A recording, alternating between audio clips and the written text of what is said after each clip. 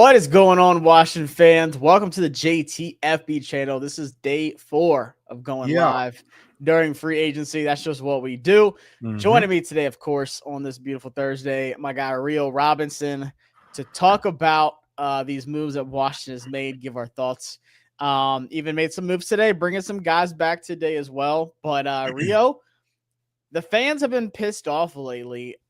Just an overall thought, how do you feel so far with kind of what the expectation was and then how things have really gone till now? Kind of comes with fanaticism, man. Everybody has a desire for activity, and it's fun. They it's want exciting. and they want the activity to come from outsourcing, from getting talent elsewhere rather than bringing your own guys back.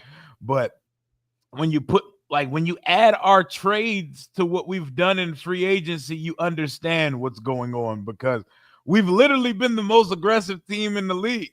We really have. Like, we went and traded for a top 5 left tackle, top 5 to 7 tackle in this league. And we went and traded for one of the best weapons in this league when he's upright. And on top of that, we've made the signings that we've made while we're keeping everything on a short leash. Like, each offseason, we're going to end up with a robust amount of money because everybody here is on a 1-year contract, it seems. But I think Adam Peters has definitely afforded himself the benefit of the doubt, and I don't know why people are crashing out on a real GM, because we got one of those over here now. Yeah, you make a good point. It's funny that everyone's like, what happened to all these splash signings? Like, Debo and Laramie Tunzel were your splash signings. There's not a single team in free agency that have acquired 2 players the caliber of Laramie Tunzel and Debo Samuel. Like, am I wrong? No, nobody has. Like, the Colts getting Cam Bynum and Charvarius Ward is like probably the best free agent signings. And that's still nothing like getting a franchise left tackle and a legit number 2 wide receiver in Debo Samuel. So it's funny to me that fans are freaking out about the signings. Like, why are we bringing back the same team? We're actually worse right now than we were last year. That Cam Bynum and Charvarius Ward duo in Indianapolis ain't gonna mean anything when that quarterback competition starts. They ain't going nowhere with Anthony Richardson and Daniel Jones. So, man, like, people are looking at like what the Patriots are doing. Like, the Patriots suck. We are a good football team. We don't have a roster deficiency like the Patriots. The Patriots have to put talent around their young quarterback because they have none there. Like, we're at a different starting point than a lot of teams. And I think fans are moving as if we're coming into the offseason like last year in a rebuild. Yeah, we have a super chat. What's going on, Paul? Appreciate the super chat. What's up, fellas? Current thinnest position right now. Edge. Yeah, it's got to be edge. Edge and corner. It's corner. Is it corner, though? We only have 3. We only have 3 right now. We only got Jonathan Jones, Sandra Still, and Lattimore. We got 3 corners on the roster. I still think it's edge. Or Kavon Seymour is. I don't consider him a roster spot. No, they did put him on the depth chart. But yeah, I'm not really considering him much as depth. But I think when you look at like what you have up top and then what you have like, depth wise, I think it's edge, because I think, at least corner, now you have Marshawn Lattimore, you have Mikey Sanders Still, you have Jonathan Jones. Of course, we don't have that depth, but you don't have Ben St. Juste either. So addition by subtraction, like I feel like it's a little bit more sturdier now. But I think it's got to be edge still. And I feel like, there was players they wanted to go after, but when you think about like the top edge players, like let's just say Khalil Mack, he went back to the Chargers. He was never going to leave, he said. Before the tampering period started. Yeah. And then Josh Sweat at 28 years old. I was cool with it. Like, I would have, liked to have gotten him. But he made $1.1 million per year more than what he was expected. Hassan Reddick made $1.5 million per year more than what was expected. He was supposed to get 12.5. He got 14. Let's see other edges. Malcolm Kuntz, the same thing. He, with his injury, he just wanted to go back to the Raiders and kind of beef his resume back up. I think that the thing a lot of fans don't realize is I think we've been in on a lot of guys, but we've probably went in and stuck to our guns and stood on business. Like, here's our number. This is what we will sign you at. We are not about to overpay for you. And I see a lot of guys in free agency getting paid more than they should be getting paid. We're acting like Adam Peters isn't doing anything, and that's not the case at all. Yeah, that's what I'm saying. DJ Reed was supposed to get 14 a year. He got 16. We're obviously not looking at a quarterback. Charvarius Ward is supposed to get 14 and a half. He got 18. Mm-hmm. $3.5 million per year more than expected. Mm-hmm. That's a big jump. People are forgetting the market got reset right before free agency as well. Same with Cam Bynum was supposed to get 14. He got 15. Milton Williams was supposed to get 21. New England gave him 26 a year. Like, that's a lot. Like, these contracts are not like, oh, there's a couple like veterans or injured guys that got less than expected. Even Justin Fields supposed to get 11 a year. He got 20. So it's like, Aaron Jones, a running back, got $3 million more a year than he was supposed to. Carlton He's not young either. No, and that's what I was telling people too. Everyone was like making jokes like, oh my God, we're getting older, blah, blah, blah. It's like I went and I figured out what the average age of the top players were. And of course, I had to put it in a tweet because people say like this is like a retirement home now. Of course, I tweeted a shit ton today. So the average age of the top 20 free agents that did get franchise tagged, so that's including T. Higgins, Trey Smith, Osa Odigizua, was 28.7. It's almost 29 years old. Yep. So that would make sense. They would sign a bunch of 30-year-old. And the top 3 players of free agency were Javon Holland, who's 25, so that brings it down a lot. But then it's Chris Godwin, who's 29 off a really bad, season-ending injury, and then Khalil Mack at 34. And I said a majority of the top 20, like we just talked about, got well overpaid what they were projected to. So I'm not mad at it. Like, I get it. Once again, Adam Peters is not the kind of guy to overpay or even in the draft, like say, okay, I'm willing to give up that. He's like, no, I'm sticking to what I got. Like, he's going to stick to his guns. And like, I respect that.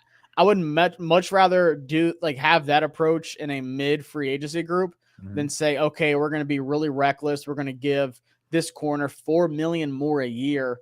And then if things don't work out, you're stuck with a really bad, contract with a lot of dead money. I mean, do you disagree with that, or do you think we should have swung more? I mean, we were linked to guys like Ronnie Stanley, just didn't even make it to the market. The thing is, I don't think it was a lack of swinging. I think we were probably in on a bunch of guys, but we're not. Well, we probably said, okay, we're not doing that for that number. I think guys are getting paid. And just like this draft class, I think people said this free agent crop is not the greatest. It's not the greatest crop of talent out there. Look, man, Adam Peters ain't gave me a reason to question his methods yet. A lot of these names and signings we made are not the type of names that make you do a backflip or start shooting in the air and popping champagne in March, but the team is getting better. And the team is not worse than it was last year. Shit, off the trades alone, we're better than we were last year. But I'm going to trust the process of the guys running this thing here, man. They know what they're doing. And maybe I would like us to put a little bit more youth on the roster. Go get me an Elijah Moore, maybe a Caleb Chason or something, just to put some youth on that roster. But Adam Peters, you got my trust until you prove to be inept at your job. Yeah, I'm just saying we went to the NFC Championship game last year. The only thing we've lost so far was John Allen, which we knew that was going to happen, though. Like, he was out for the majority of the season. De'Ami Brown, Jeremy Chin. Does that all of a sudden say, hey, we're not going to go to the NFC Championship anymore, while adding Deebo Samuel, while adding a franchise left tackle? And then, of course, we did, bring in Will Harris to replace Jeremy Chin. We bring in Kinlaw to fill in. So we did go younger. But then it's funny because people are like, oh, we should have gone younger. And then they also get mad that we brought in Javon Kinlaw to replace John Allen, who got a three-year, $60 million deal, which we were never going to do. Yeah, and Kinlaw's production is not too far behind Jonathan Allen's, and he's 27 years old. So what are we talking about? Yeah. I mean, I'm not mad at the Kinlaw thing at all. After seeing the contract numbers, it was a very AP-esque deal that he did. But we can go down the list here as we go through the chat as well. I pray to God we do get Kyle Williams. That would be the perfect outside wide receiver. Pat Bryant, Kyle Williams, or Kyron Lacy. I don't even know what Kyron Lacy might go undrafted if his stuff doesn't get figured out. Hey, day three, that get you a day 3 crash out right there, man. Yeah, might as well. Sante Samuel Jr. still is out there. Rio, what you got in that cup? Something. Got a little smoothie. Got a little tropical smoothie going on. Strawberries, bananas, and protein powder. You know, something slight. We did bring back Noah Brown, which wasn't surprising for me. The thing with Noah Brown is he was like first off he came in late. He came in like the end of August, and it was kind of forced to be that wide receiver 2. Yep. I think as of like right now he's a wide receiver 3. So obviously Debo takes a lot of that pressure off. It kind of allows Noah Brown to just be that extra guy. He's not forced like, all right, Noah, we need like 80 yards from you this game. Like, it can't be just Terry. As the room is presently constructed, wouldn't him, Debo, and Terry be the first 3 guys on the field right now? Because is Luke and KJ Osborne going to be on the field with the starter? No. So the interesting thing is Debo played. Everyone thinks Debo is like the slot guy, but he actually plays the most on the outside. Yeah, by like a considerable amount. So they have him listed as the right wide receiver right now, which technically would be true. I think they would love to bring back Olamide Zaccheaus. I would be shocked if they don't, honestly. The hell did we bring back KJ the Friendly Ghost for? Like, what was the purpose? I don't know, man. I mean, what I said was like, look, we got him middle of December, came in super late. Maybe they just see something in him to like, hey, a full off season might get him up to speed on the offense, whatever. He's actually been like a solid player his whole career, like a pretty reliable guy. Like when still like here in New England. Yep. Yeah. So it's just like maybe they see something in him. I don't know. I'm not at practice every day to where DQ and them and Cliff are like, hey, we do like what he brings. He can be a solid vet, depth guy. But I think the biggest thing, honestly, is you need Luke McCaffrey to keep developing. He only played wide receiver for 2 years. It'd be cool we drafted him. If Luke, be fire. If Luke goes out and just takes the slot receiver job by the horns, and it just is that. I mean, that'd be great. That'd be phenomenal for this team. I know guys like Coach Gruden, he isn't the biggest Luke McCaffrey fan yet. He still thinks he needs a lot of work. I do too. Which I mean, yeah, there's nothing wrong with that. But like you also drafted him in the 3rd. So like hopefully this offseason like ramps up for him. But I think what you said was be perfect. Luke McCaffrey could be that slot guy, but maybe Olamide Zaccheaus is the slot guy until Luke McCaffrey is ready. And then, Noah Brown is that 4th wide receiver that comes in on 4 wide receiver sets. He's a really good blocker. Like if you're going to say anything about Noah Brown, that boy can block his ass off. Like he's probably the best blocker. And that's exactly what you want when you have a Debo, when you have a Terry, doing these quick passing concept routes, slants and screens and stuff like that. I guarantee you a Debo and Terry are like, hell yeah, let me get Noah Brown at 6'2", 225, whatever he is, blocking dudes on the outside. Things that Olamide Zaccheaus can't do. Things like De'Ami Brown was like okay at, but he really wasn't the best blocker. Obviously we still do have to build the defense as well. But we'll talk about the draft needs, but I think defense is worth talking about. If anything, Dan Quinn said they were going to beef up the trenches, and they definitely did that on the defensive line, adding Kinlaw. We heavy down there. We stout. We are stout. We added girth and tonnage. If anything else, our run defense got better. And I say drastically, which might sound pretty up there, might be a hot take, but I think it's drastically better with Javon Kinlaw, especially with Wise. Eddie Goldman, I have no idea what to expect. I don't even know if he's going to play football. I'm going to treat him like a practice squad guy. But the guy's left the game twice. I don't know what he is. Yeah. He all these damn ads. Yeah, he retired, came back, retired again, came back. But he is big. He's another one of those big run stopping dudes in the middle. So honestly, at this point, like if you're Saquon Barkley, right now your best bet is running at Dorrance Armstrong, probably not Deatrice Wise, probably not in the middle with Ken Laws, big ass, and Deron Payne and Jerzon Newton. So we still need to fill out that edge. Do you think there's even a possibility that Dante Fowler comes back? I mean, we need him. That room needs him right now. We could definitely use a sack specialist because as we currently sit here, we don't have one on the roster. Like I said it last night with Lou and Rico and Ed, that we're shopping at Temu on the edge right now. Like we're shopping at Sheen.com on the edge right now. We don't have any designer. We don't have a specialist. And I imagine the draft is where they figure we're gonna get a guy, but Fowler needs to come back. We need to get Fowler back. But we let Chen walk. Which I'm okay with. Diami, I'm very okay with. But Dante Fowler, all right, guys. Like, what are we doing at this point? I don't know, but he was just so bad against the run. Like, does it really help you bringing him back? Yes, because somebody on the team got to sack the quarterback. And we don't have one to do that right now. We got a bunch of mid-grade guys going for the quarterback. Everybody can't be run stoppers. I know we want to stop the run. Somebody on this team got to sack the quarterback.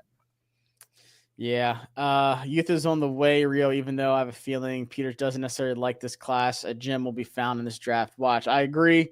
I do trust AP to cook it up in the draft, and they updated it. We have 5 picks as of right now. And this might be a hot take. I think there's a possibility we don't even trade back. Yeah, or at least in the first round. Yeah, in the first round at 29.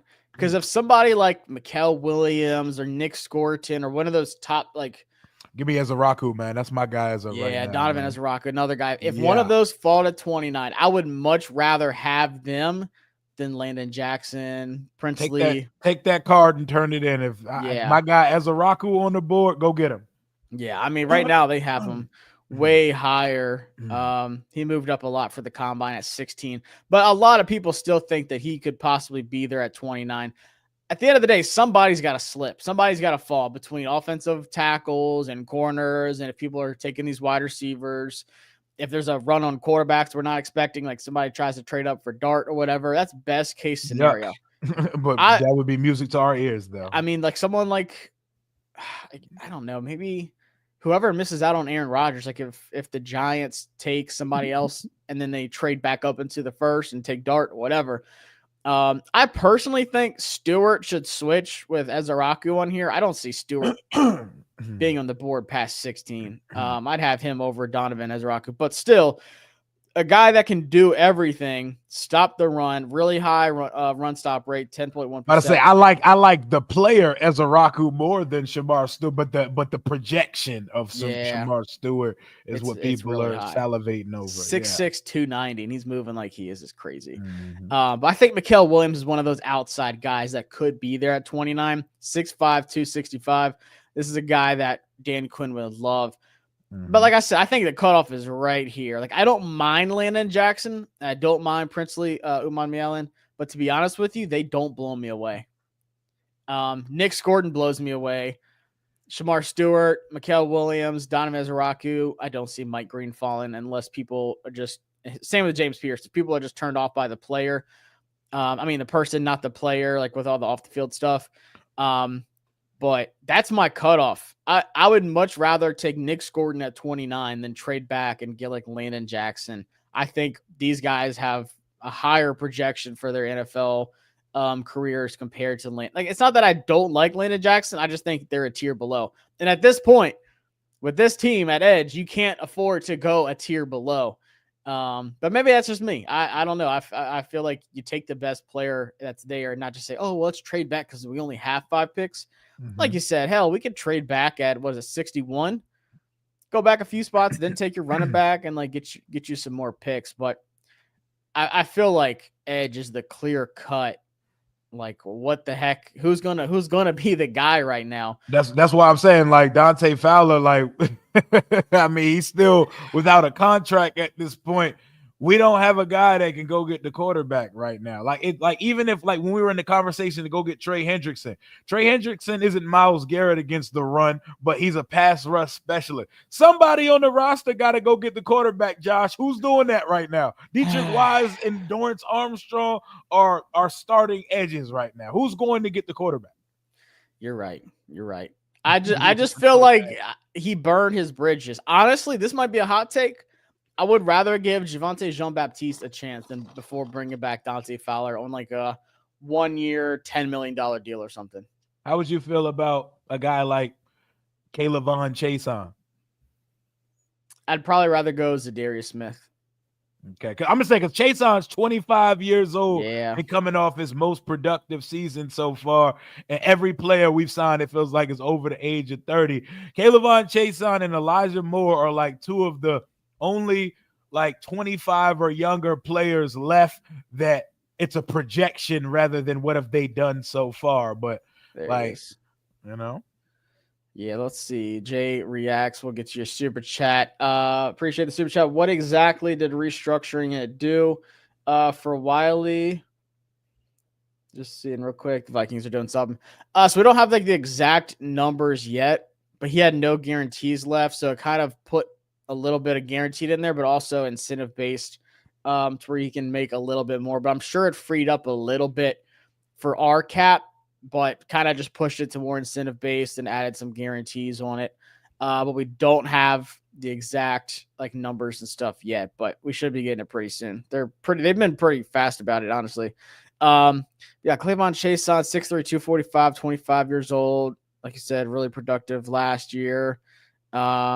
2 batted passes, 29 pressures, 4 hits, 19 hurries, 6 sacks, 20 stops. He's another one of those guys that's on the outside that can't stop the run, but like you said, you need someone that can rotate in. That's pretty much what he did behind Kuntz, behind Max Crosby. What's he projected at? Some pennies. Yeah, $3 million a year. I mean, I'd be for it, honestly. Like you said, he'll be 26 when the season starts. Take a chance on a young guy, man. But at the same time, do you think they want to? Clelin Ferrell's actually pretty young too, isn't he? Something like that. I'm cool on Clelin. He's 27. He's 27. Clelin Ferrell. I'm cool on Clelin Ferrell. I mean, I am too. But I'm just saying, they're loyal to their guys, and like I said, Dietrich Wise is better Clelin Ferrell. Yeah. But what if they would rather, instead of rotating in a guy like Chaisson, just say, hey, let's give Javonte Jean-Baptiste a chance next year to be that next up guy that rotates in. I could see this. Dorrance Armstrong, Javonte Jean-Baptiste, Dietrich Wise, and then your draft guy. Yeah, and I imagine the draft guy is going to be starting opposite Dorrance Armstrong when we get there. Yeah, you paid him way too much not to be that guy. And it's not that Dorrance Armstrong was bad last year. He's solid. Yeah, he showed he has some good spin moves and stuff in him. Obviously, I would like to see a little bit more. But I just feel like the line as a whole, it just wasn't working. Inside, outside, all of it. But a majority of the big runs went to the way of Dante Fowler last season. If we're not making another signing at edge, the person starting opposite Dorrance Armstrong better be this rookie that we're taking in the first 2 rounds. Oh yeah. Yeah, I don't see a way they go into the season hey, it's just Dietrich Wise and Dorrance Baptiste. Yeah. I would honestly be really shocked. Hell no. How likely do you think our first pick is edge versus tackle with Love and Bo? I would not go in Bo in the first. I think Bo would be there late second, early third at right tackle. I would put it unless say T-Mac somehow falls to 29. I feel like that's the only way they wouldn't go edge. Or unless there's just a crazy run on edge. Or something crazy is there like Imawari or something some type of freak. Because you got to consider if a freak like Nick Imawari is on the board, maybe a Jihad Campbell or one of these freaks, man. Yeah, that's what I'm saying. It's going to have to be somebody crazy that falls. Or Will Johnson with his injuries, if people just pass up on him and he slips to 29. Same with Josh Simmons. If Josh Simmons falls down, you could put him at right tackle. Holy shit. That would be an insane. And Kelvin Banks could naturally fall into that guard spot. Yeah. But it would have to be someone legendary, not just like, um, Walter Nolan or someone like that, or Gray Zabel, Colson Love. Like, if Hampton's there at 29, would you go Hampton or would you go Nick Scorton? Oh, of those two players, I'd go Hampton. Damn. The team would probably go Scorton, but Yeah. I'd go Omari and Hampton. I think Omari and Hampton's going to be one of those guys in the league. Man. Yeah, I think he is too. I think he's going to be good. I know my guy Donovan, Ohio State fan, loves Josh Simmons. Give me, honestly, him or Donovan Jackson. Holy smokes. Donovan Jackson as your guard. But also today, it's funny because John Keim said that he expects Coleman to play tackle. But then he also said right afterwards, he replied to his tweet. He said, but it is way too early to tell and things can move. So I don't think it's like they've said he's going to right tackle. I think that's just what he assumes. That's such a not report. Like, let me put something out there right there, but let me put some security behind it in case I'm wrong. Let me get the exact wording of what the local media don't be reporting shit no more, bro. They don't know. They have no idea what's going on in the building anymore. Let's see. He said, yeah, as reported, talked about the Andrew Wiley thing. With Laramie Tunsil here, Brandon Coleman will likely move to right tackle. Wiley, a good pro, still has value here. Then he said right afterwards, I don't think anything is set in stone as far as positions, though. Not like this group to award starting jobs in March. Both have versatility, though, so that helps mix match the best front. With Cosme's return uncertain, good to have options on the right side. So kind of said it's very likely it's going to happen. Then he said, but also at the same time, it's way too early to tell. It's only March, so nothing to see here.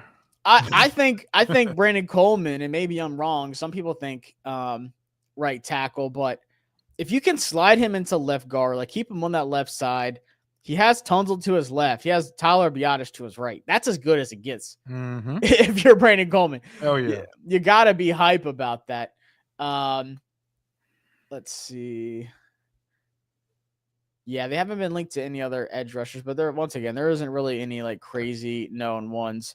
But I think you do that. I think Wiley is what gives you the possibility, like, okay, we can kick him into right guard if, say there's a really good right tackle in the draft, which I feel like there's some solid ones. But then you can say the same about guards as well. If there's a really good right guard, like say once again Donovan Jackson somehow there in the second, you're like, hell, that's a guy we could put at left guard or right guard. Mm-hmm. Yeah, then like put Wiley at right tackle, put Donovan Jackson at right guard until Cosme comes back. And I think Cosme's gonna be out for a while. Yeah, I don't want to rush him back. That's not the same as like a skilled player getting hurt late in the season and tearing his knee up. That's a lineman. What's going on, Bradley? What's up, fellas? Loving the offseason so far. We already picked to go to the playoffs again. Let AP continue to coach. 85 for MVP this year. Yes, sir. Keep up the good work, fellas. I mean, yeah, if you had a franchise left tackle and Debo, it definitely helps the MVP case for Jaden Daniels. Like, does it not? Yeah, I'm all in on Jaden for MVP this year. I would like to see how the rest of the wide receiver room is stacked and what else we add to it. But we've got a better set of weapons. Oh, I have a question for you. Mm-hmm. Are you surprised that we have all 4 running backs on the roster right now? Yes and no. At first, I said yes, but then also we signed Jeremy McNichols and Chris Rodriguez for like nothing. Yeah, those contracts can be. Yeah. Yeah. We know Rodriguez is like working for a temp agency, like we call him up. We call him up when we need bodies, and he's a seasonal employee. Yeah, he's a seasonal employee. Yeah, he's like a holiday worker. We bring him up when we need him, and then we send him back to the practice. Been there before. Been that before. Stay by the phone. Stay ready. Stay ready. Yeah, Chris. Just in case. So, I mean, you definitely are adding another running back. They wanted to last year. They wanted Bucky Irving after adding Austin Eckler. So I like people were freaking out, like, why are we bringing them both back? And at first I was really confused by the Jeremy McNichols one, but then I was like, okay, I get it. Like, they just want bodies for camp. Like, they just want the best guys to compete. And I think it's going to be between Chris Rodriguez, Jeremy McNichols. I think Austin Eckler comes back. I don't think he retires. I feel like he would have by now. Yep. I don't really see that as even a question. My hot take with the running back room was I honestly would get rid of, and this is hot. I'd get rid of B-Rob. I would sign J.K. Dobbins, and I would draft somebody. And your top 2 running backs are J.K. Dobbins and say Travion Henderson or Dylan Sampson. So hold on. So you just said get rid of B-Rob. So Eckler's still there. Yeah, you save $3 million getting rid of B-Rob. You can sign J.K. Dobbins for $3 million. It's pretty much a wash. Austin Eckler's here for 2 more years. I would go J.K. Dobbins and a rookie, and then Austin Eckler. That's interesting because I feel like we might as well just ride it out this one more year with B-Rob on the roster, but I can't give him the first. I don't want him being my running back 1 going into the season. No, I would be so disappointed. Like, I what if they don't draft a running back? Because there is a world out there. What if they don't take one? In this running back draft, I would just find it so hard to believe that we don't. What's going on, Gerald Williams? Appreciate the super sticker, man. Doug with the super chat. What's up, fellas? Rio and the Kings. The Kings had me crying last night saying Chin's head was a sniper's dream. Oh yeah, bro. We was going on Jeremy Chin's cranium for like 2 hours straight last night. It was hilarious. Yo. I think they wanted to bring back Chin, honestly. Mm-hmm. I don't think they're expecting him to leave. But I also think, that's why he went out and tested the market. They probably offered him like something low, but they had a backup plan with Will Harris, which after like watching him some more, I do like Will Harris. He talking that talk too, man. He seems like a culture setter. Makes sense for this team. I was watching his press conference today, and I was like, yeah, he just sounds like one of the guys that fit. Like, I can see why we signed him. But he's also like 20 pounds lighter than Chin, but he's also like as physical as Chin, which is great. Like, in my opinion, he's a better cover guy. I mean, he played corner some too. You would never see Chin playing corner. Like, that's just impossible. So I think your coverage ability, like that speed at that position, I think he will be that strong safety, how they have him listed here right now. But I think hold on, the team posted. Saints fans are not happy to lose Will Harris. Yeah. That's something I did notice. And same with Jonathan Jones. Patriots fans were like, damn, I would have loved to bring him back. Him and Gonzo was nice. Like, Jonathan Jones was like one of those highly respected players. Same with Dietrich Wise. Kendrick Bourne was live on like TikTok or whatever when Dietrich Wise left, and he's like, damn. They were like, he is such a locker room dude. He's like, that's like my guy on the team. Like, even though he plays on defense and like I'm a wide receiver, he was like that. He's just one of those guys that you would love to have on the team. He was like, damn, man, I like hate to see that. And I feel like the same was being said about Jonathan Jones, just a competitor. We have a type, apparently. Yeah, we do. But that's good. Like the guys like Frankie Louvu, the guys like Bobby Wagner, Mikey Samer still, like those just feisty guys who get hype and they play for each other. I feel like that's exactly what we're getting. Javon Kinlaw's that one guy where I'm like, I don't know what we're about to get with him. Because he is one of the screw loose guys too. Javon Kinlaw is definitely one. He's a screw loose oos like Frankie. Well, yeah. But we need those. We need those. We need some crashing. We need some killers, man. Will Harris be coming and laying that boom. He said we need some crash outs. Rochelle Davis, Rio Josh, thank you for your knowledge, dedication to Creators Nation. Appreciate you, man. Wouldn't be upset if Eckler retires for health, but I love what he does. Yeah, I just those 2 concussions were so bad. Like I would not be surprised if he did end up retiring, but I feel like he definitely would have done it by now. Unless that's why they brought back 2 more running backs, but I don't see it. Like I said, I feel like he would have said something, maybe not even end of the season, but ramping up to free agency, not just like, hey guys, by the way, I'm retiring like, mid-March. I don't see that. I don't see that. But man, I feel like if you can upgrade, you got to do it. And maybe they like B-Rob, But those injuries, like, do they not concern you? Last season, he had like what 3 different leg No, injuries. him and Cleveland Farrell, they were battling to see who was on the injury report more last year. Man, it felt like every week, even the weeks he did play, it was always a doubt whether it was going to happen each week. Yeah. Those running back signings are strategy, so other teams in the draft think we're not taking one in the draft. I can see it, a little smoke screen, but there's so many running backs. Like, damn, who cares? Like, somebody, everybody's gonna be eating. I know we did meet with Dylan Sampson at his pro day.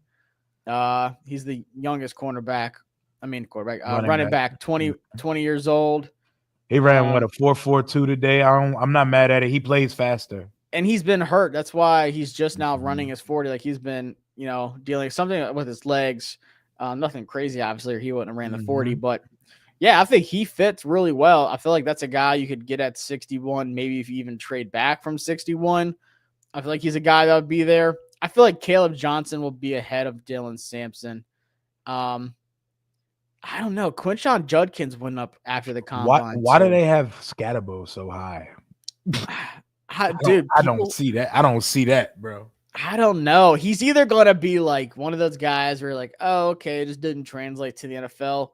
Or he's going to be one of those guys where you're like, holy shit, this guy is like just running. He's a lightning rod, and he's a coach's dream culture-wise. I don't see it, bro. People are going to be like, oh, real, you just don't like him because he's a white running back. But I don't see it, him being a starting running back long-term. But what if we draft him at 61? You wouldn't be hyped?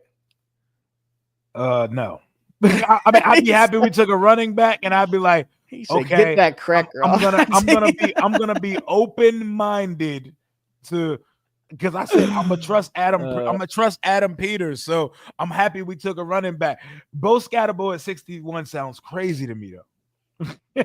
Yeah, our fans will love it, though. Our fans love him. Man, if they pass on a running back, leaving the April party without a new running back, that's tough, man. I do like Caleb Johnson too. I feel like he is getting hype, like from people that study like the running backs and like these like guys like Jordan Reed from ESPN love Caleb Johnson. But I feel like this shook up a lot after the combine. Like, it wouldn't surprise me if Hampton goes to like the Cowboys or something earlier before top us. 15. Yeah, like it would not surprise me at all, just because I think he is going to be one of those ones. Yep. I don't think Scatterbo goes before Judkins. Yeah, them having Scatterbo as their third best running back in the draft is perplexing to me. Like, I feel like Caleb should be up there. Caleb or Judkins should be running back. Both Ohio State running backs, Caleb Johnson, I'm putting them before both Scatterbo. Yeah, I am too. Scatterbo would probably be like my running back 6 that I would want. Like that's realistic.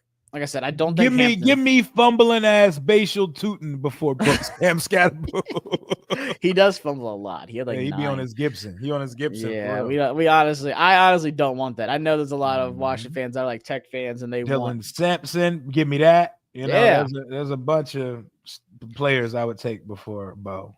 I think Henderson is my dream pick at running back, though. Like, if they said Josh pick one at 61, and it just fits. Yeah. Like, he is the culture guy for sure. Mm-hmm. And people say like his size isn't good for pass blocking. He's a demon blocking. He's a demon blocker, bro. I don't know what the fuck people be talking about. He's 5'10". He gets up onto that chin strap. Yeah, no. He is exactly what Cliff wants in this offense. Yeah, I doubt we dropped a running back. Hugh, when this class, this high. Yeah, when this class deep, you can get Harvey later. I mean, they got Harvey up to the 78 now too. Harvey's one of them guys. He ain't blocking nobody. I feel like he doesn't play as violent as Trevion Henderson, as Quinshon Judkins. Yeah, he's elusive as hell. But I just want somebody that can do everything. I want a guy who can take over. I mean, pretty much I really want a 2 tandem running back, team. And for me, it's like when you look at the Lions, like David Montgomery, he's cool. He's good. Nothing against him. But Jahmyr Gibbs is the guy. Jahmyr Gibbs is that home run threat that can just take off. I would love our Sam's Club version of Gibbs and Montgomery with Travion and B-Rob. I can roll with that. I can roll with that, bro. We got the Sam's Club Lions backfield. Let's go. The Costco guys version of let's rock it. Yep. I mean, team chemistry will be great again. Eckler, not a free agent, isn't he? On so he's got one more year. Well, no, we signed him to a 3-year deal. No, it was 2. It was 2, was right? It 2? Yeah, I think it was 2. It was 2-year contract. Eckler. We're gonna find out. I think it's 2. Is it a 2 or 3? Oh, he signed a 2 year. So yeah, we got him for one more year. If you were to cut Eckler, you save 3.46, and B-Rob's pretty much the same.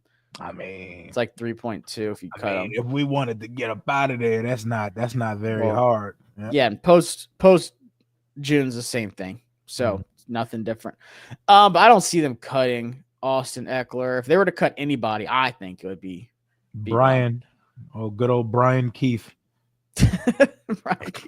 Brian Keefe, man. But I mean, to me, I feel like honestly the top 2 actual needs of this team is edge and running back.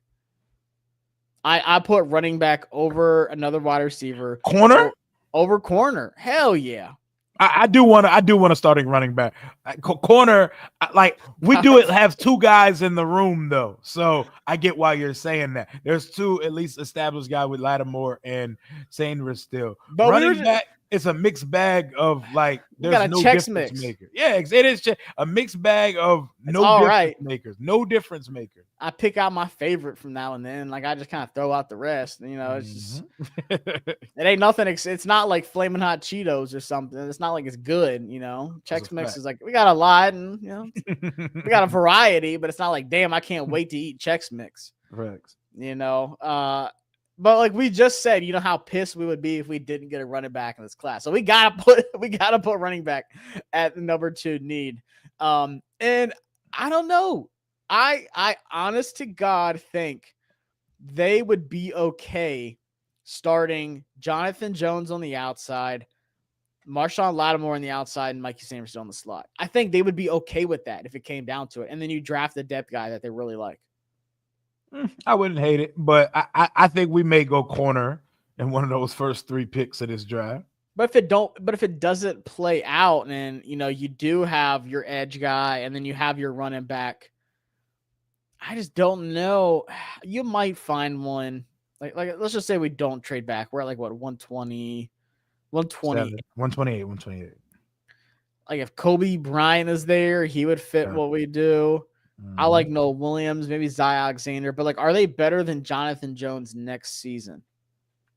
The thing is, Jonathan Jones is 31 and on a 1-year contract. Yeah, that's what I'm saying. Like, it's a rental. He's a rental. Are you going to draft a corner at 128 to be your backup next season and take over as the starter, or would you rather just go corner first round in the year after the draft? I guess I would have to see how the board shakes out. Like, I don't want to walk into the draft saying we have to do this round. We have to do that. What if Noah Williams is the best corner on the board? Yeah, I'm not reaching there. That's why you run into that problem with the mock. That's why you would get a better running back at that spot than you would get a cornerback. Yeah, but that's what I'm saying. Like, I feel like it gives you the flexibility. Like, these signings gave them the flexibility to say, okay, we don't have to take a corner really high. If our guy is there at edge, you know, at 29, we can take him and not say, oh my God, we should have took a corner. Like, I feel like that fills it out. And I feel like same with Will Harris. I feel like Will Harris is good enough to where he can start at safety. They're not like, oh my God, we have to. He's definitely starting at safety. Yeah. But like, they're not like, oh, we can't take, you know, Nick Scorden at 29 because we need to get Nick Amenwari or just say Kevin Winston in like the second or something like that. You know, it's like, that's the one thing that makes sense to me with these signings. Like, Will Harris at least takes care of a starting spot if you need him to. Same with Jonathan Jones. Obviously, Tunsil takes care of your tackle spot, and Debo takes care of your wide receiver spots. We're like, okay, like there's fans that still want to get a wide receiver at 29. I don't think that's happening. I don't think it's happening, but I think there's a conversation if Abuka, Burden, or like something crazy is on the board sitting there at 29. I think there's still a conversation to be had.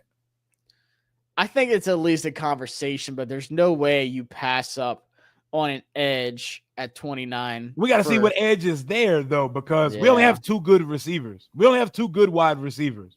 But we didn't have any last year besides Derek. Yep, we got 2. So we added 1 more to the roster this year, and it's still a bunch of mid in that room. So yeah, I think there's still to be a conversation had depending on what that board looks like at that spot. There are some wide receivers still out there. I wouldn't be surprised, not quarterbacks. I wouldn't be surprised if they were to, sign a some reason, there we go. Doesn't want me to hit wide receivers. If we were to sign like an Amari Cooper, but 15 a year, hell no. I don't see them doing that. Give me Elijah. Give me Elijah. Yeah. I feel like that's the way I would go. Like, I wouldn't want to get one of these older guys on a 1-year deal. What's going to be a giant cap hit next year. Just take a flyer on Elijah Moore. Elijah Moore could be. Elijah Moore hasn't played with a quarterback yet in his career, and he's an upgrade at the slot. I don't think Tyler Boyd has been signed. Like, maybe. Who else hasn't? Sherfield would have been nice. What about Tyler Lockett? That's a guy I'm like on the fence of. Like 1 year of Tyler Lockett. God, but I just want a player under 30.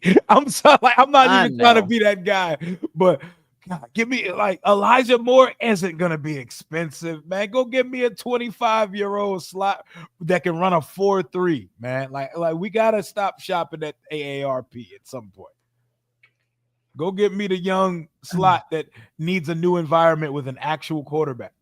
See, that's the thing too about like with the big board. We'll talk about it here in a second. What's Elijah supposed to get on the open market? Like $2. That's easy money. Go get that. I think he's probably projected like 1.5, 2 mil, something like stupid. I thought it'd be like maybe 3 mil or something. I don't know why he's not projected like 7 or 8. He's better than Diami. He's better than Diami Brown. 4.5. He's projected $4.5 million a year, and he has 1,400 more yards than Diami Brown during his rookie contract. That's crazy. Yeah.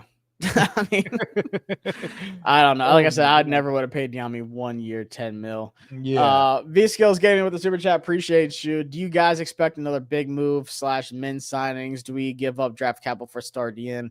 Is it possible to grab Fowler and Ojulari? First off, I think there's a better chance of Fowler coming back than signing Ojulari. Like, he is young too, but he's just another Fowler when it comes to like he can only pass rush. That's why no one has signed him or Fowler, because not a lot of teams want that. And if they do, they're not willing to give you the big check that they're expecting, like Fowler thinks he deserves. If you're only gonna come in on 3rd downs for me, or like 2nd and longs, I'm not going to give you like a 3-down DN contract. Right. That's just, it doesn't make sense. Like for me, Fowler would be like one of those outside linebackers that goes to like the Dolphins or the Steelers. One of those guys, but I think we're out of big moves for the offseason too. Like until the draft night, I think there won't be no more big trade acquisitions or anything. We already used up those. So you think that we are out on Trey Hendrickson? Personally, yes, especially now that the Bengals are tweaking and talking about we want a 1st round pick plus. Like, yeah, okay, show me. I would call their bluff on that too, by the way, because y'all have to trade. All right, then keep him. Then what are y'all gonna do? What are y'all gonna keep him on contract while trying to pay Chase and Higgins? Like, no, you're not getting a 1st plus, and we have to sign this guy to $34 million a year. Like, no. I think they can finesse it because they tagged T. Higgins. So they technically can keep him on the contract. It would be in their best interest to not, because this cap hits like what, 25 mil this year. Bluff, I would call it. Go ahead, keep it. Keep him on. Keep him on the roster then, since that's what you're asking for. Yeah. I mean, they said that teams are willing to pay the contract, like, so it doesn't sound like it's anything crazy. I think it's going to be around 34, 35, like what Crosby got, 35. I think it's going to be around that range, but I don't think we would go get Hendrickson, to be honest with you. Slayman said 37. Like, I wouldn't mind that contract, but there's no way you're paying a DN in a market that just got reset and trading a 1st plus whatever it is they want. I think that's wild. I just we're not trading for Tunzel if we don't have the win now mindset. Exactly. Like this has been a very aggressive offseason for, fans that think we're not doing anything. We're just kind of sitting on our hands. Yep. And that's the crazy thing too, dude, is that we traded Jahan Dotson, got that third, got some other picks, whatever. We turned Jahan Dotson, and then we said, okay, we're going to trade for Marshawn Lattimore, trade for Deebo Samuel, trade for Laremy Tunzel. And we never gave up a first. We still have our second, fourth, sixth, and seventh this year. Mm-hmm. Like, that's crazy. If you had told me that we made those 3 trades, I'm like, holy shit, we don't have a pick for the next 2 years. Yeah, people acting like we have any draft picks. Yeah. So I don't mind these moves at all. And obviously you can trade back and collect another pick or 2. Like, I'm not worried about the draft capital. But those are all 3 aggressive moves. Like, he saw the window last year. Like, okay, this team could do something. Let's trade for Marshawn Lattimore while we can. He's only making $18 million next season. Fuck it. Let's trade some picks for him. See how far we can go this season. Oh, we went to the NFC Championship game. Cool. Let's do it again. Let's go get Deebo. Mm-hmm. Let's go get Laremy Tunzel. Let's trade some picks. I think those 3 trades take us out of the let's go get Hendrickson, especially while Cincinnati's talking about inflating the price of a guy that the whole league knows that they have to move. So I think we're out of the cards for that. But we've been the most aggressive team in the league, man. Fans can like it or not what we're doing right now. Trades count as acquisition as well. Yeah, I do like Devin Neal too, but I think he's a tier 2 guy. Hey, day 3, holla at me. Yeah, he can do everything. They're asking too much. For him, that's why no one's moved. That's why they haven't moved him yet. The price is right. He would have been moved to another squad. So I think what's going to happen is they're going to stand this ground for like another week or 2, because you have time between now and the draft. You have plenty of time to move Trey Hendrickson. So I think they'll stand their ground for like another 2 weeks, 3 weeks, and then teams are going to be like, okay, like what's going on? Like you haven't gotten a first yet. It's been a long time. Right. We'll give you a second. And I feel like a higher second or maybe a mid second. I just don't think we would be one of the teams to do it, though. I think pre-Tunzel trade, we was in the mix. We was probably one of the top candidates for it. But after that trade and all of the switcheroos of draft compensation, I think we out of that mix at this point. But we can easily turn 5 picks into 7 or 8. Most importantly, the most important thing is that we hit on picks, not how many picks we had. Because if we got 5 picks and we hit on 2 or 3, then that's a good hit rate. I feel like what happened is they talked to Trey Hendrickson. They really figured out what the contract and the draft capital was. And he was like, all right, while y'all are BSing around, we're going to pivot and go make some actual moves. I forgot who it was. Garofalo or Rapp said, like, obviously we checked on Ronnie Stanley, and as soon as that didn't happen, it was Albert Breer. They said they didn't want to just settle for one of these like mid offensive tackles and overpay him. They said we're gonna go get Tunzel, and shocked everybody.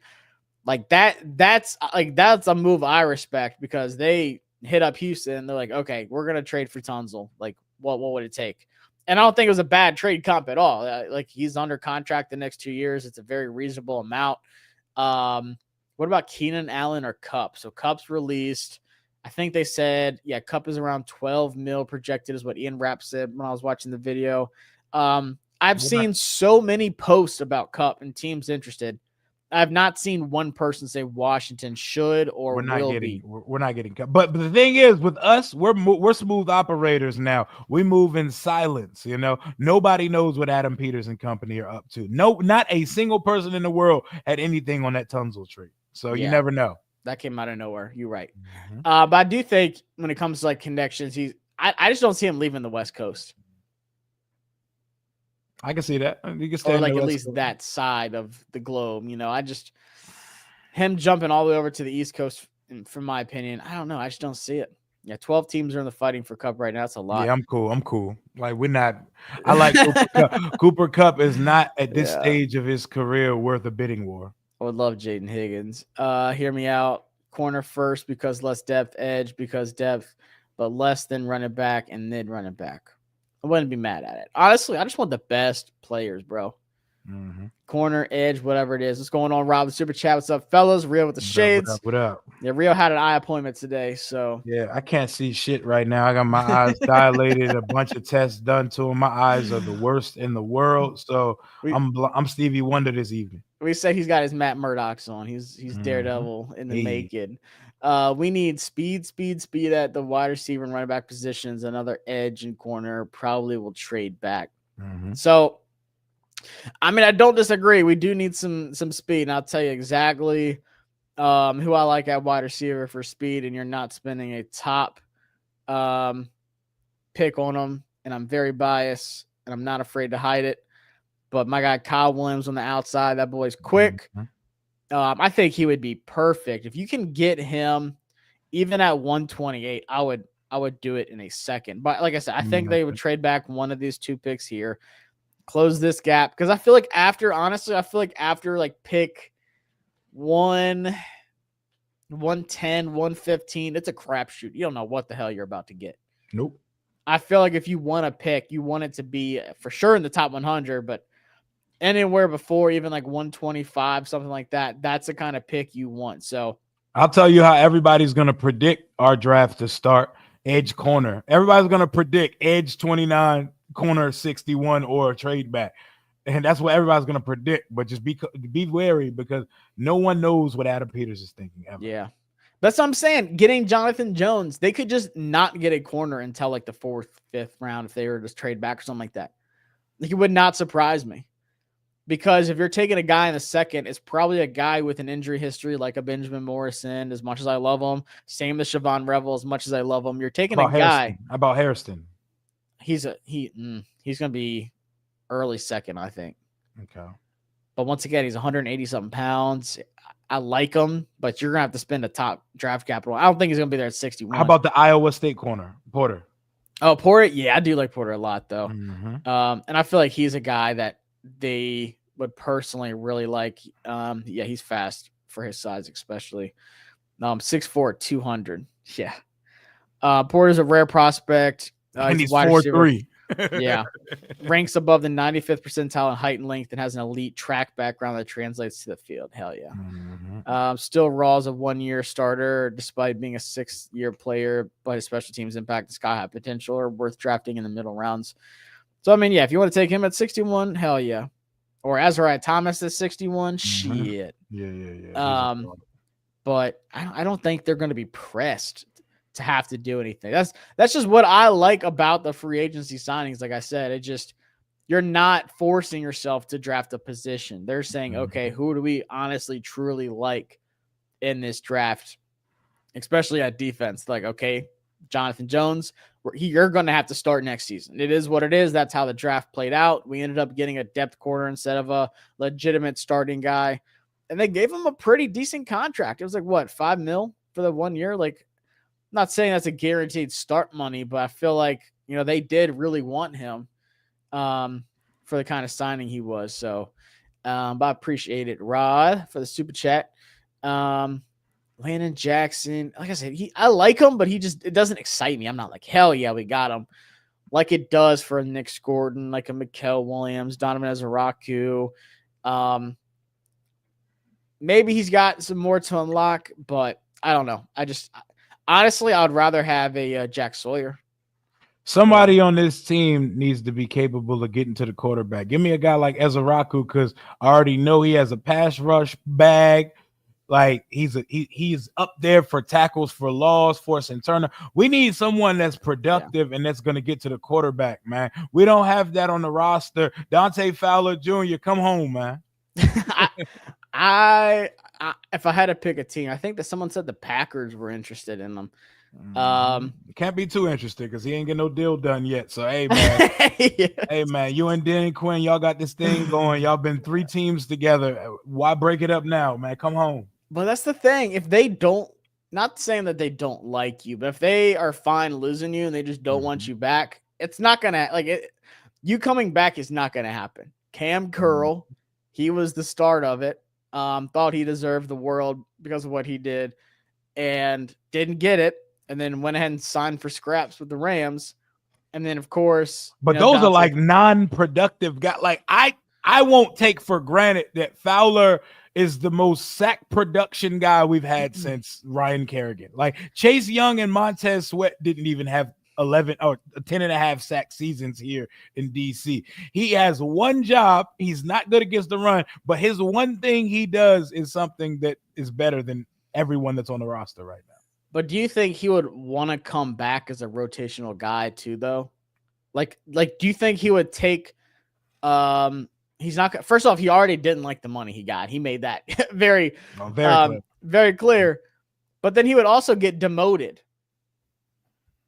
I think that's what it is. Like they know that he's not going to be the starting guy next year. They told him that, and they said, and because he's not self-aware. That's what you're telling me.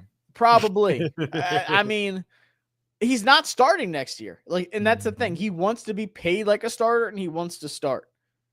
And they probably said, Dante, that's not what's going to happen. We're going to draft our edge or trade for Trey Hendrickson, whatever.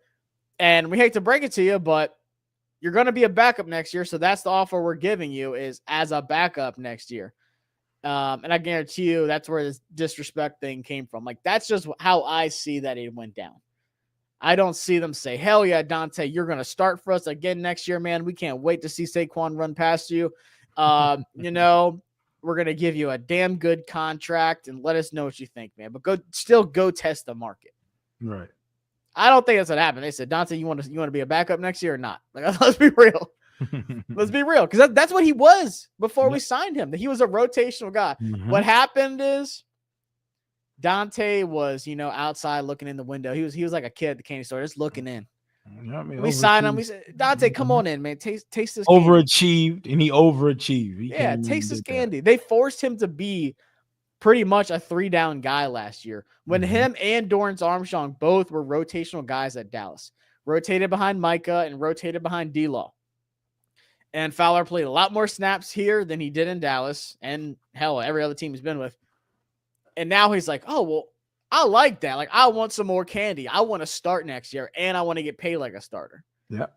So I feel like they kind of set themselves up. Damn,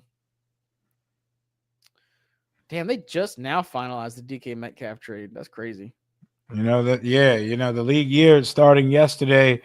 They're working out all the details. Guys got to do physicals and whatnot. So far, Will Harris is the only outsourced guy we've seen in the building. I can't wait to see Laramie Tunsil and Debo get out and dap Adam Peters up walking in the building, man. I need to see those videos. Body needs it. Did you watch Commander's Log, bro? Yes, bro.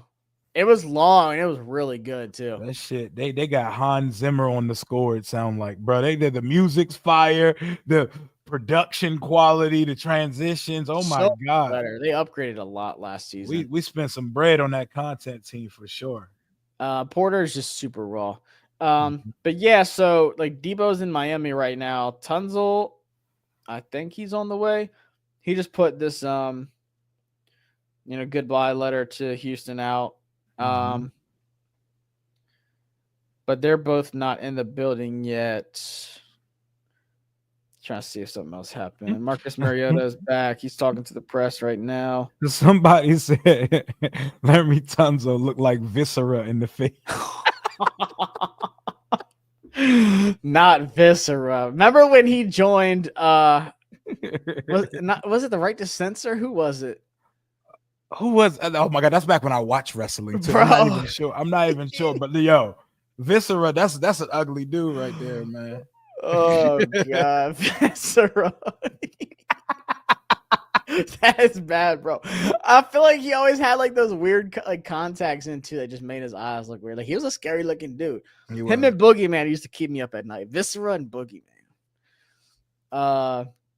DeMar Hamlin and Defoe as a safety duo is nasty. I have to say, man, this fan base loves some players, bro.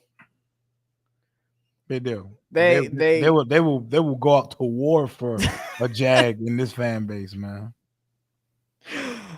Like, like Defoe was good that one year, like at that Jaguars game. Like he balled out, he looked good. But I'm telling you that if the regime doesn't like you, you will know it. Phil Mathis, Defoe was one of them. Obviously, Forbes, they were just like, nah, you're dead to us. Like, I feel like the front office and the coaching staff, they know who they like and they know who's actually good. Yep. I'm not saying Defoe sucks, but I'm just saying I guarantee you they did not blink when he's not good. I'll tell you that. Yeah. He's not good. I had like a couple people that do like Buffalo Bills content. I know like, oh, how is he? I'm like, he's either gonna play and he's gonna be like a solid role guy for you, or you're never gonna even see him. I have no idea what the fuck you're gonna get. Like, I'm gonna be honest with you. I have no idea what you're about to get. Kyle Kennard. I know you love Kyle Kennard. I like him. Uncle Kennard. He look old. I like him. He do. I like Kyle Kennard. Adoree Jackson just signed with the Eagles. That's their replacement for Slay. Slay, I guess. Or man, knowing them, they'll probably get Keely Ringo playing good football now, man. Fangio just gets guys ready to play. Keely Ringo, bro. Fangio gets people ready to go, bro. Oh yeah, he's awesome. I have to say, the Eagles do got a lot of picks. How surprised were you at that trade sending away CJ Gardner-Johnson? I was very surprised. I woke up like, for what? Bro, look at all the fucking picks they got. Yeah, they have like 20 picks in the next 2 years. It's 20 the next 2 years. That's crazy. It's absurd, man. They got 8 this year. They have 12 picks next year. Fuck. That's that's terrible. Yep. But I mean, I don't know. Like, that's how I feel. I'm like, damn, they've had a really bad offseason. But at the same time, they can afford to do so. Yeah. They had their core team. I feel like that's what we're trying to get. Like, yes, of course, we want to get younger. We want to do what the Eagles are doing and draft all these guys like Nolan Smith and Jalen Carter and Quinyon Mitchell and the other cracker, Coop DeJean and Reed Blankenship, the amazing, like the exciting whites, whatever they call them. We want to do that. But y'all realize the team that this front office had to take over last year. They were like, damn, we gave them fucking like Mike and Ike said, or whatever it's called, like the little like Legos, and said, build me a mansion. We're like, there's only so much I can do with this. Yeah, I'm not buying into the hype of how much the Eagles are losing, bro. Them boys, that roster is robust, man. Yeah. This is not the 49ers exorcism that's taking place right now. I feel like it is different. Yeah, the 49ers. That fall from grace in San Francisco is steep. Yeah, they got Mac Jones. I don't know if they're going to pay Brock Purdy or not, but good old McCorkle. I would be Mac McCorkle. I would be surprised if they actually pay Brock Purdy how much he wants. But I will say it's just funny to watch how different they move without Adam Peters and how refreshing things look for us once we got him. Love it for us, man. For us, man. We needed that. Fowler only had 20 total pressures, though. It's not like he was even getting amazing at affecting the quarterback unless he was sacking him. I mean, but so we just going to ignore the fact that he got the sacks? Like, yeah. We like guys with high pressures and no sacks like Chase Young. Like, nah, man. Like, somebody on the roster got to get the quarterback. Chase was Mr. Almost Sack. Yeah, somebody got on the roster, got to get the quarterback. We don't have people to get the quarterback right now. Like, what are we talking about? If Mike Green falls to us, I would like him, but 2 sexual assault cases, that just doesn't scream Dan Quinn to me. Sam Darnold's wearing number 1 for the Seahawks. No, he's 4. It's 14. Oh, I thought I just see Adam Schefter say he's wearing a new. No, Adam Schefter just hold on. Is this the real Schefter? It just took a long time for it to load, like the video, and then it. Okay. Yeah, I said that at first too. I was like, what? Okay, I'm about to say, I know Sam Darnold don't got the moxie for number 1, bro. He don't got. Hell no, it's like 0 or something. Remember when we almost let Marcus Mariota have 0? Yeah. Oh yeah. And then he Sam gave that up. Yeah, it was like that was a game changer last season. What was Sanders number 3 or something? What was it? Nah, he was wearing. Wasn't he wearing like? He was splitting with Diami. He was dueling with Diami with number 2.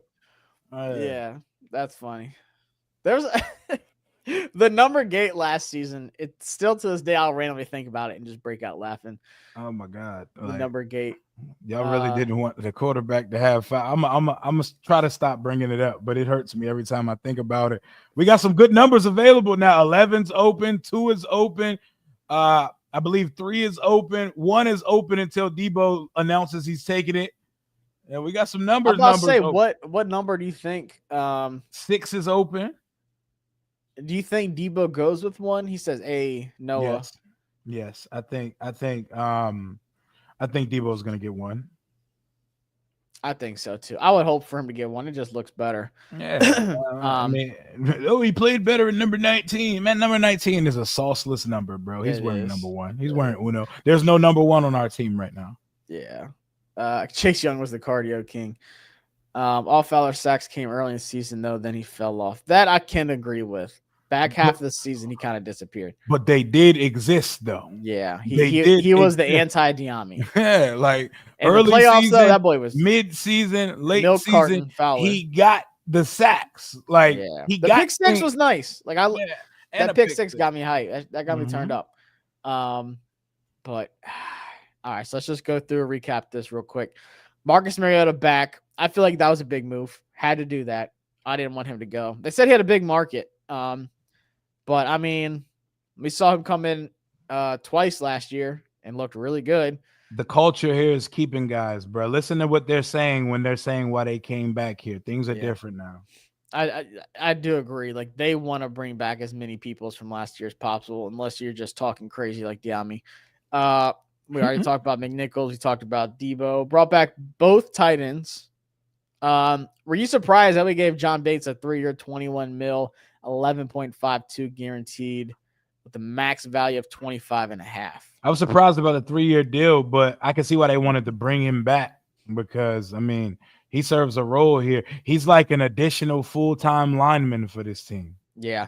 I like that it was a so we just re-signed Trent Scott. Yeah. Trent Scott. He said, yeah. You can't act like shout out to Trent Scott. You can't say he wasn't good coming in for Cosme, though. Swing guard. Yeah, he was. He was solid. We need the depth. We need offensive line. We need depth on the roster. Everything can't be a starter. I know. All right, we're gonna live tweet. Shout out to Trent Scott, man. So now the only thing that really pissed me off so far is what the fuck did we bring KJ Osborne back for? Like, I'm still trying to figure that. That guy got here and turned into Casper, the friendly ghost. He couldn't crack a wide receiver room with Luke McCaffrey, Olamide Zaccheaus, and De'Ami Brown and company. So I'm gonna act as if he's not on the roster. Yeah. I mean, that's obviously not some move where it's just like, all right, our wide receiver room is set. But DK Metcalf, speaking of numbers, guess what number he got? Don't look. 1. No, it's weird. I don't like it. 4. I don't know. He over there looking like Frankie Louvu. 4. He looked like he coming off the edge right now. That's what I was saying. He looked like a big ass edge boy. I knew Pickens wasn't coming off 14 though. Oh no, Pickens would have killed him. He would have like stabbed him in the head with a screwdriver or something. That boy, he has screwed loose too. What did he wear at Ole Miss? DK. DK? It was a single digit, right? Or was it a single digit? That was too long ago. I don't even remember. Him and AJ Brown used to fry up in Ole Miss. He was 14. So he was 14. Okay. Yeah. You can't get the 1 on it, but he got the 4. He got the 4. That's weird, man. Who's throwing them the damn football is the question. It'll be Rodgers. Watch KJ come back and take his number 19 back. That's fine. He can have it as long as Noah gets off that 1. That's what I'm hoping for. I do feel like, back to Trent Scott and not talk about this weird ass number. I feel like, honestly, I think he did feel like, I was surprised. I was expecting, honestly, the absolute worst with Trent Scott filling in at right guard. Yeah, he came in and was solid as hell. He held it down. And he had Jaden Daniels' first passing touchdown. Yep, that's going to be a Jeopardy question one day. It will, yeah. Who caught Jaden Daniels first? Everyone's going to say Terry. He's like, nope, Trent Scott. But I think it helps, once again, fill out this offensive line for as much as possible. All right, so they updated it. God, this website's got so many ads now. Tunzel, Allegretti, Biotish, Cosme obviously hurt right now, Andrew Wiley. I don't know, man. I don't know if I feel like as good as, he filled in. Maybe they just give Trent Scott just hella reps at right guard, like in training camp. But I mean, it's just going to depend on who we draft. But like I said, John Keim said, "Oh, Coleman's going to right tackle." Then he said, "But then again, it's way too early. Nothing's for sure. Anything can happen." I think best bet is Larry Tunsil left tackle, Coleman at left guard, Tyler Biadasz, put Wiley at right guard or right tackle, and then you draft somebody in one of these middle rounds to play the opposite. I don't think they're going to just go all in and draft a right guard really high, especially with the money you have involved with Cosme, invested in him, and he's your guy long term. Why would you draft another right guard? Yep.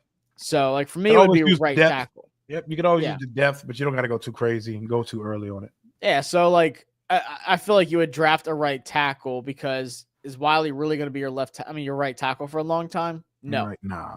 This is his last year on a contract, so you might as well get that right tackle, whether it's like second, third round, or whatever. If they really like one in the first, cool. Play him at right tackle. Let Andrew Wiley hold down the right guard spot until Cosme comes back, and then Wiley is just your depth guy.